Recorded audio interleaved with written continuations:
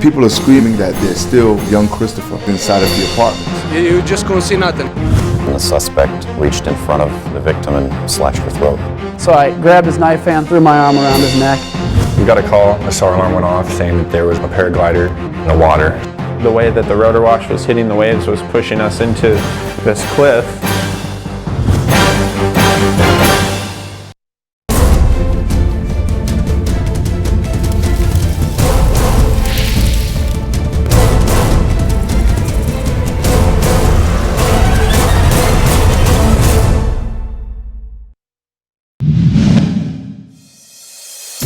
Air Station Astoria is located on the Columbia River, right on the border of Oregon and Washington.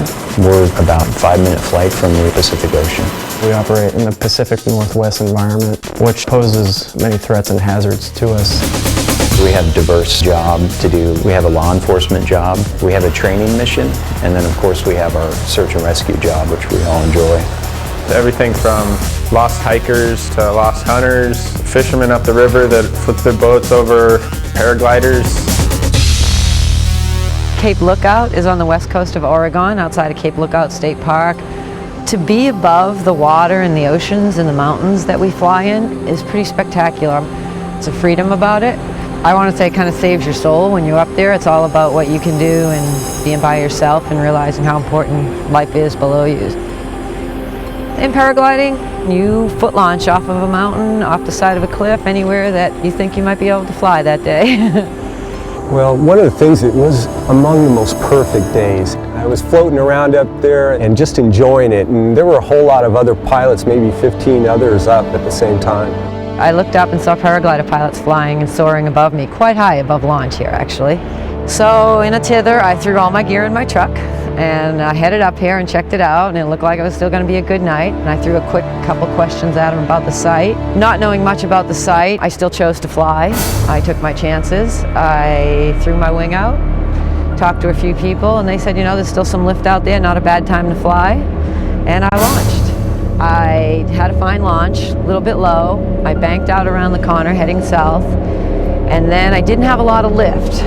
The headwind might have been 15 miles an hour or more, so I didn't have much speed, and I realized at that point I was going into the ocean. Well, another pilot below me started circling and looking down at the surf, and I saw what looked like a kayak that had deflated in there, and I couldn't see anybody, couldn't see anything other than what looked like a deflated kayak. But you know, it's just one of those weird senses that something went wrong, and that's why actually when I pulled out my cell phone and called 911. You know, you sometimes hear those 911 operators that don't believe the caller, especially, hey, I'm calling from Cape Lookout, I'm flying in the air, and I think there might be somebody down there. I need to call the Coast Guard and get them to come rescue this person. They were going to send first a boat, and I said, you gotta send a helicopter. If somebody's down there, they're dying right now. We got a call, a SAR alarm went off saying that there was a paraglider in the water. As a crew, we quickly dressed out, made it out to the helicopter, and quickly had a brief together, and got in the helicopter and flew down to Cape Lookout, which was about 60 nautical miles to the south, which took us about 30 minutes to get down there. We climbed up to about 1,500 feet, picked up a 20-25 knot tailwind, and it's 55 miles down to Cape Lookout. We spanned that distance doing about 170 miles an hour. Time was critical. Getting to scene as fast as we possibly could was really going to give our paraglider who was in the water the best chance of survival. As soon as I got in the water, my first instinct was to get the buckles off and get this harness off my body. Just as I was trying to get my buckles undone, I got hit with some big surf. 6- and 8-foot surf was coming over my head. Knocked me into my wing. I went looking for my cut knife at this point, knew I might need that to get free and cut my harness off me, and it was gone. Surf had taken it. A paraglider has about 20 lines that reach up from the pilot up to the wing, and when they get in the water, they just swirl around and honeycomb you, and you're like in a cocoon, and that's, people drown. From there, I realized the best thing I could do was start to swim in this surf, get this harness off me. So I swam out of my harness and realized my legs were tied up in my lines. So I just began swimming the surf on my back, letting everything drag with my leg up the surf, and after a few waves, I realized I couldn't keep doing that. I flipped my harness over and used my harness for flotation and just started taking the surf best I could. After I called the Coast Guard, I was flying around with just one hand for about 30 minutes waiting for that helicopter, and I tell you, it was the most excruciating 30 minutes of my whole life.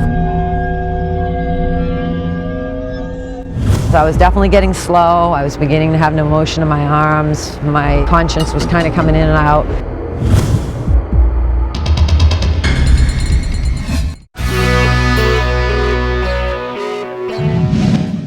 After I called the Coast Guard, I was flying around with just one hand for about 30 minutes waiting for that helicopter, and I tell you, it was the most excruciating 30 minutes of my whole life. I thought at times that, you know, I would see her and then sometimes she would disappear and I thought she was dead. We arrived on scene and we noticed the paragliders flying directly over the spot where the downed paraglider was. And we got close enough to see them pointing directly below them. So we knew that's where the survivor was at. For a survivor in the water that's been in the water for 30 to 40 minutes here in the Pacific Northwest, we're looking at someone that has hypothermia, may be in and out of consciousness, and we could tell that she was floating on the surface but barely moving, and so we knew that we needed to act quickly. We pulled into a hover and I was surprised to see her kind of drifting into a cave at this point. We immediately thought we need to get our rescue swimmer, Rob Emily, dressed out, ready to go down in the water as fast as we could. I must have been in the water at least a good 40 minutes. I thought I saw a snorkel and a mask and some orange flash out in one of the big waves. I said, oh no, maybe I'm hallucinating at this point, because I was definitely getting slow. I was beginning to have no motion in my arms. My conscience was kind of coming in and out. When I initially made contact with her, I think I said, can you hear me? I'm going to try and cut your parachute away, so just try and stay calm, all right? You feel like you're drowning or anything like that, just stay calm. I'm right here, I'm not gonna let you drown. She kind of like said, you know, just a weird noise and waved her arm more than anything. That's what I saw, and I thought, okay, she's alive, so now it's time to go. I don't know if I left my body or I lost consciousness or what it was, but I definitely had the visions of watching the whole scene, not necessarily from being in the water in that perspective, but I felt like I watched the whole scene from above. He was really struggling to tow her attached to the parachute out of the cave. He was finally able to make it outside the cave, and that's when he started to cut away her parachute. It was a challenge for him to keep her head above water and also cut away the parachute and also position themselves not to get pushed into the sheer cliff face. He used the hydraulics of the cave and the wave to let us be sucked out, but it was really rough out there once we got out there. And then he had to tilt me back a few times, cut my lines off my leg. I'd signaled ready for pickup, and I think I might have waved him off once just because the way that the rotor wash was hitting the waves was pushing us into this cliff. And then the basket came down, in which they had to put the basket in the waves and let it shift into us. And he helped me get into the basket, and I have to say, when I looked down and saw the ocean, it's probably the first time that I was a little scared. We quickly transitioned to flight and landed on the beach, which was about a quarter mile away, and we transferred her to awaiting EMS personnel. I did go to the hospital, and amazingly, I didn't have a lot of injuries. I had water halfway up in one lung, another lung, a third full of water. I was 82 degrees, thawing out from hypothermia, probably the most painful thing I've done in my life. And they told me in the hospital that if I made it through the night, then I'd probably be okay. You sort of have to look death in the face, and that's a really scary thought. And just to come up here and stand on this lookout took a lot of guts. I'm sorry. And all of these pilots, every one of them, when you ask me what it means, they didn't know me from a hole in the wall, and they stood behind me to come back here and feel their love and their support and know that inside of me I have the capabilities. I think I'm a great pilot and that I can do this again. It's like getting back up on the horse and finding my life again. When I fly, it's what's kept me sane through all of my efforts last year, through all of my mishaps in my life. And honestly, it's what made me feel good. So, if she wasn't a survivor, we wouldn't have achieved the result we did, which was saving her life. There was 30 to 40 minutes where she saved herself through choices that she made, things that she did. I had a great crew. I had a swimmer that made it happen. At the end of the flight, I just had to shake his hand and say, you know, that was well done. Today, Rob Emily is being presented with the Coast Guard's Air Medal, which is the second highest aviation-related medal that a person can receive. It's been signed by our District 13 Commander, Admiral Bloor, and it's a big honor for Rob to receive this medal today. The Coast Guard's primary mission is search and rescue, and we train for days like this. We hope it doesn't happen, but when it does, we're ready to respond to it. And on that day, everybody had their A game and responded appropriately. They are my heroes, every single one of them. I mean, I don't have enough words to tell them how much I love them and thank you. I mean, it's just, I just thought about today, I said if I could cut up my body into a million little pieces, there wouldn't be enough of it to give back. We're here to help people, and when you save someone's life and you look down at them in the water and you know that they're going to die, and you put a rescue swimmer in the water and he goes out and changes that, it's a powerful thing. The suspect reached in front of the victim and slashed her throat. So I grabbed his knife and threw my arm around his neck.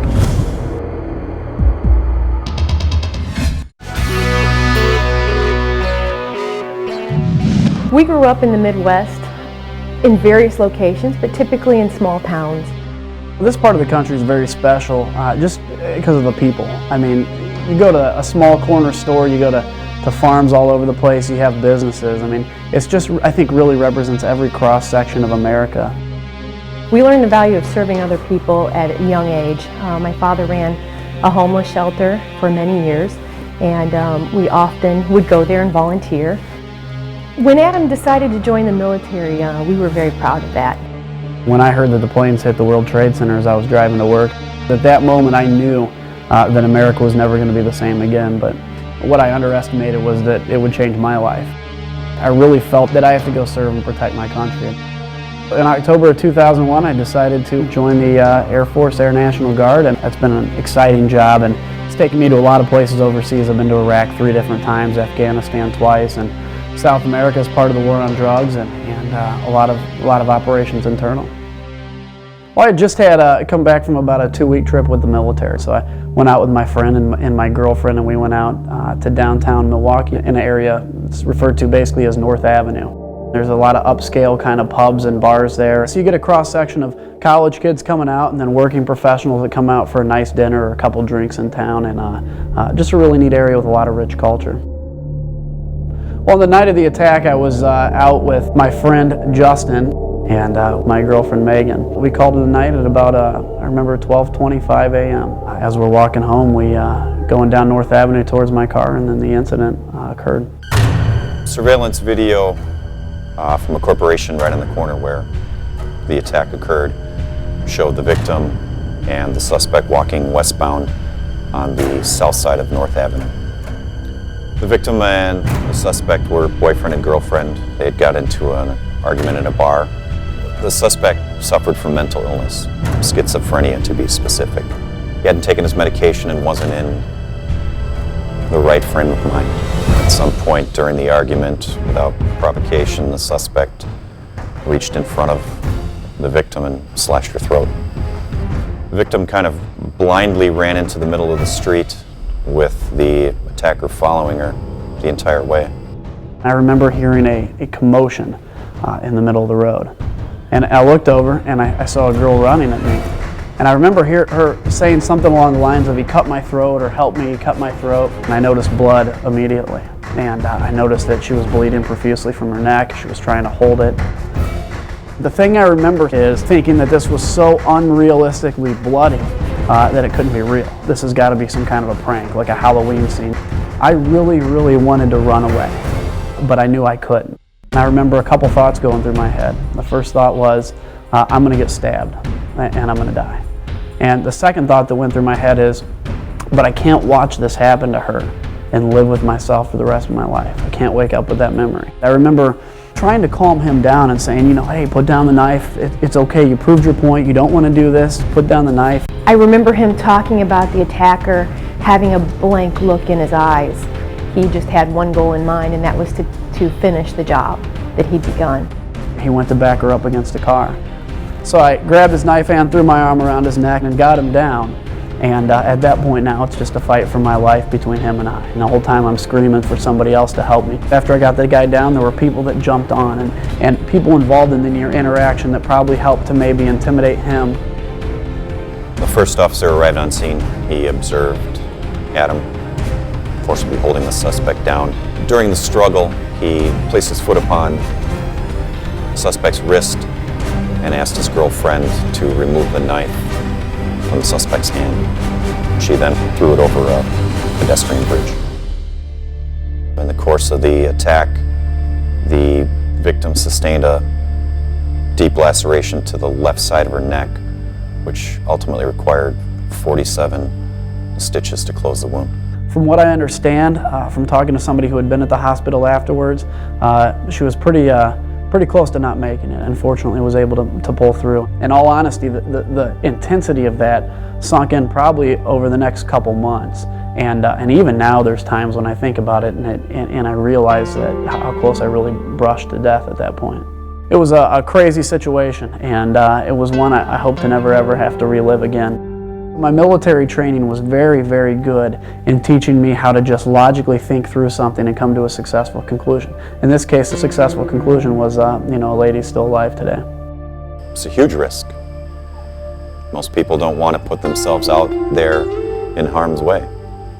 The suspect was fully intent on killing this woman, and I believe that he wouldn't have stopped unless Adam intervened.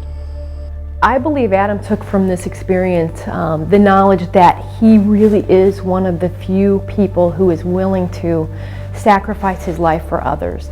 That brush with death really brings you back to a perspective of saying, I want to live for other people and I want to live for a cause that's bigger than myself.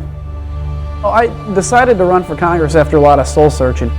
Adam had always had ambitions politically. After that night, having spent a couple years in the service and helping this woman, he realized that his life can have further meaning and he can help the greater society as a whole. And I think it was one of the catalysts that pushed him into public service and into politics in general. It's always exciting. It gives me a real sense of what the district's made of, and it gives them a sense of who I am and how I'll be as a congressman.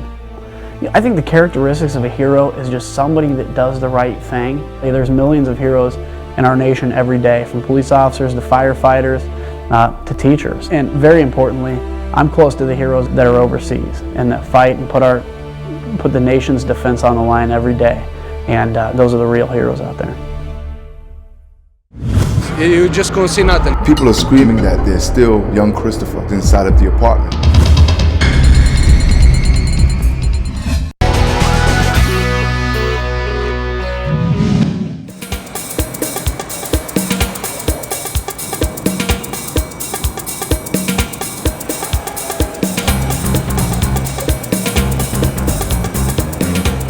The Bronx is a beautiful place, but we have approximately 1.4 million residents here.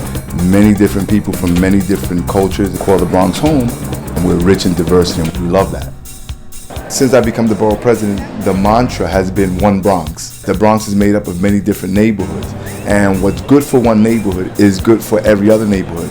More so than ever, you've seen this collaborative effort, you've seen this mindset, this mentality, where folks are willing to look at life in the Bronx much more than what is in it for me.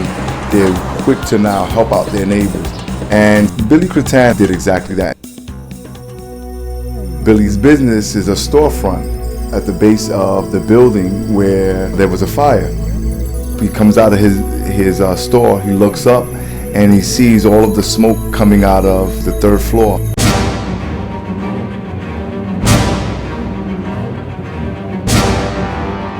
I heard that the screams come from upstairs, and when I looked, you just couldn't see nothing. It was too much smoke. I put the ladder down, I went upstairs, and I did the best I could. And people are screaming, and the family screaming that there's still young Christopher who's inside of the apartment. I saw the old man first, and I told him to get out of the apartment. As soon as he got out, I broke his windows at the top so the smoke would come out faster. And then I realized there was a kid on the next door window. And so, without caring for his own life, climbed up the fire escape, went inside and reached in for young Christopher, pulled him out of the smoke, and helped him. He couldn't breathe. I just held his head up. I put my hand underneath his neck so he could breathe better. I felt his heartbeat. He was faint, but he was all right. And I made sure I protected him with the curtain because they were throwing glass from on top of the stairs, but it's fine. I inhalated some of it and it was bad. I can't imagine how strong the kid is. But I told him, keep your head out and breathe. The kid is lucky to make it. He's a strong kid. Because of you. Please. Anybody else would have done it. But So, you were there. I was there first, yeah. The man is a bona fide hero. I'm sorry. Thank you very much. He is a bona fide hero. Oh, yeah. We recognize his courage. I gave him a citation of merit to let people know that we appreciate the fact that one individual from one part of the world who came to the Bronx saved the most valuable thing to a family from another part of the world who came to the Bronx, which is the children, the future. It's important to continue this mantra of One Bronx, where we're all from different places in the planet. We may have different backgrounds. We may come from different religions. We may have experienced different things. But when we're here in the Bronx, we're all Bronxites, and we're quick to look out for our fellow brother and sister. In this case, Billy did exactly that, and so we're proud of him. He's one of our Bronx heroes.